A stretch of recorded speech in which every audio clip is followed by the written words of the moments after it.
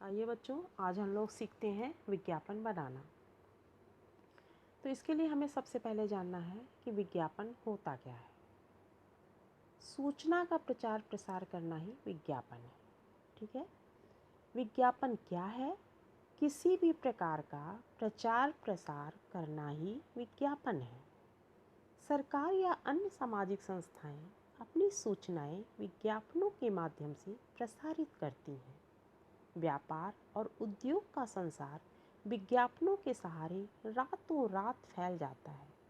हमें अपने चारों ओर, जैसे दीवारों पर, गलियों में, बाजारों में, यहाँ तक कि बसों आदि वाहनों पर विज्ञापन ही विज्ञापन दिखाई देते हैं। इस प्रकार से इनके महत्वपूर्णता का ज्ञान होता है। हमें दीवारों पर, बसों आदि वाहनों पर विज्ञापन दिखाई देता है तो हमें उस वस्तु के बारे में जानकारी होती है। हमें पता चलता है कि हमारे समाज में, हमारे बीच में कौन कौन सी वस्तुएं हैं जिनके बारे में हमें जानकारी मिलती है। तब हमें समझ में आता है कि विज्ञापन कितने महत्वपूर्ण होते हैं। यदि विज्ञापन ना होता, वे वस्तु की जानकारी ना हो पाती। ठीक है। अब आइए हम देखते हैं कि विज्ञापन लेखन के 3 भाग होते हैं। जब हम विज्ञापन रचना करने चलते हैं तो अपने दिमाग में इन 3 भाग को रखते हैं। जैसे रचनात्मक प्रस्तुति। विज्ञापन की जो रचना है वो रचनात्मक होनी चाहिए ताकि लोग देखकर ही उस पर आकर्षित हो जाएं। फिर आती है विषय वस्तु। विषय वस्तु का मतलब होता है कि हम किस वस्तु के बारे में विज्ञापित करने जा रहे हैं, किस वस्तु को विज्ञापित करने जा रहे हैं, उस वस्तु के बारे में बताना होता है। तीसरी चीज़ आती है भाषा, जो कि सबसे प्रमुख है। भाषा सरल, सुरुचिपूर्ण होनी चाहिए, जो कि सबके समझ में आसानी से आ जाए।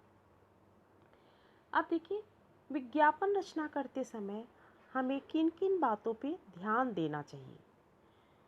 तो बच्चों, सबसे पहले आता है विज्ञापन लगभग 20 या 25 शब्दों का ही होना चाहिए। 20 या 25 शब्दों से ज़्यादा नहीं होना चाहिए। उसकी भाषा सरल, संक्षिप्त होनी चाहिए। विज्ञापन रंग बिरंगे होने चाहिए। रंग बिरंगा विज्ञापन होने से लोग आकर्षित होते हैं। वाक्य आपस में संबंधित होने चाहिए।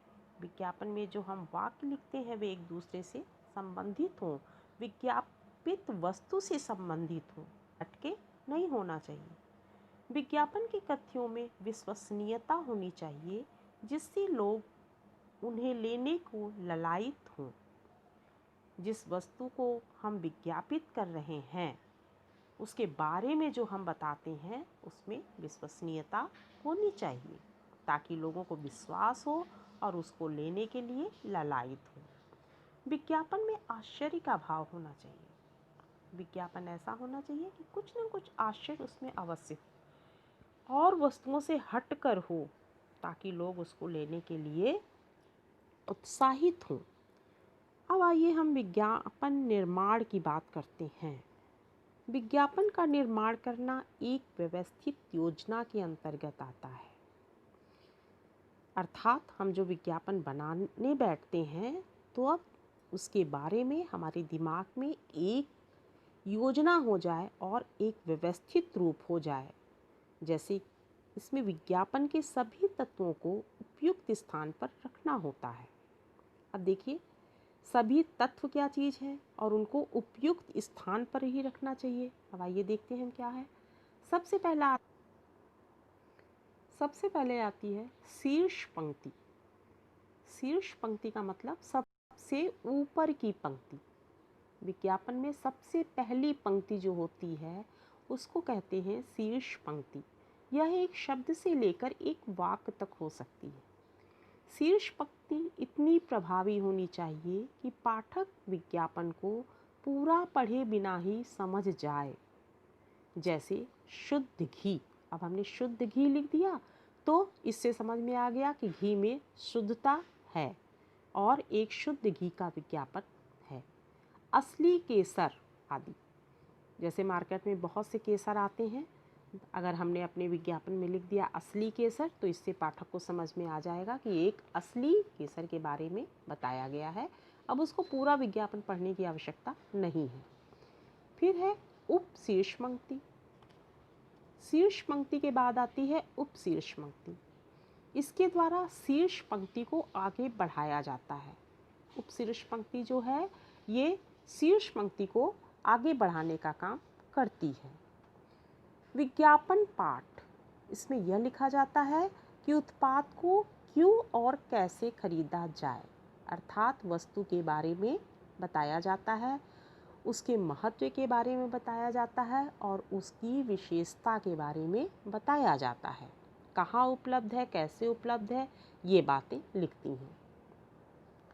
फिर आता है चित्र। यह विज्ञापन का महत्वपूर्ण अंग होता है। ये विज्ञापन को आकर्षक तो बनाते ही हैं, उसकी भाषा की कमी को भी पूरा करते हैं।